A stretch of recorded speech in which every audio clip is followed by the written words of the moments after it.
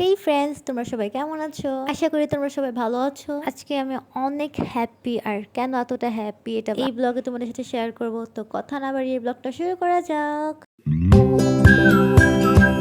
আচ্ছা, ফার্স্টেই বলে দিতেছি যে আমার অনেক ঠান্ডা লাগছে, তাই আমার ভয়েসটা একটু অন্যরকম, তোমরা অ্যাডজাস্ট করে নিও। আজকে আমার এত হ্যাপি হওয়ার কারণ হচ্ছে আমার চাচ্চুর একটা বেবি হয়েছে, আর বেবিটা হচ্ছে মেয়ে। 15 বছর পর আমাদের বাসায় একটা রাজকন্যা আসছে, আর এই রাজকন্যাটা আমাদের বাসায় দ্বিতীয় রাজকন্যা, আমি হচ্ছে প্রথম রাজকন্যা।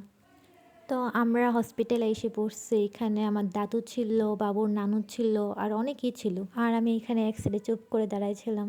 আসলে আমার দাদুর বাড়িতে আর কারোরই মেয়ে বাবু নাই। আমার ফুপ্পি চাচ্চু সবারই ছেলে বাবু, এমনকি আমার আব্বুর কাজিনদেরও ছেলে বাবু, তাদেরও কোনো মেয়ে নাই। আমি একমাত্র মেয়ে ছিলাম। আর এখানে আব্বু বাবুকে কোলে নিচ্ছে। ইনফ্যাক্ট আমার আব্বু অনেক হ্যাপি। আমার আব্বু তো বলতেছিল এটা নাকি আমার আব্বু আরেকটা মেয়ে। আর এখানে আমি বাবুকে কোলে নিই, আর বাবু অনেক কিউট ছিল।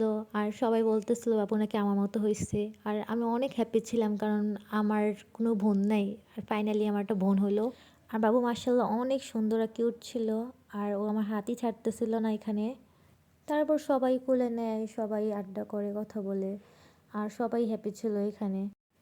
আর এইটা হচ্ছে আমার চাচ্চুর ছোট ছেলে। আমার আম্মুর ইচ্ছে ছিল ওকে মেয়ের জামা বানাবে, বাট আমার আম্মুর কোনো ছোট মেয়ে নাই। আর এটা হচ্ছে আমার ফুফাতো ভাই। আর এখানে আমার ছোট ভাই আর আমার চাচ্চুর বড় ছেলে, আমার আরেকটা ফুফাতো ভাই ছিল।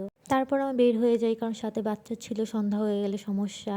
আর আমার ফুফাতো ভাই তো ফুলের দোকানের সামনে গিয়ে ফুল ছাড়তেছেই না, ওরে ফুল লাগবেই। আমার আব্বু তাকে ফুল কিনে দেয় পরে। তারপর আমার চাচ্চু আমাদেরকে ট্রিট দিতে নিয়ে আসছে। এখানে আমার চাচ্চু অনেক অনেক হ্যাপি ছিল, কারণ চাচ্চু একটা মেয়ে বাবু হয়েছে। আর এটা হচ্ছে আমার চাচ্চু, মানে বেবির আব্বু।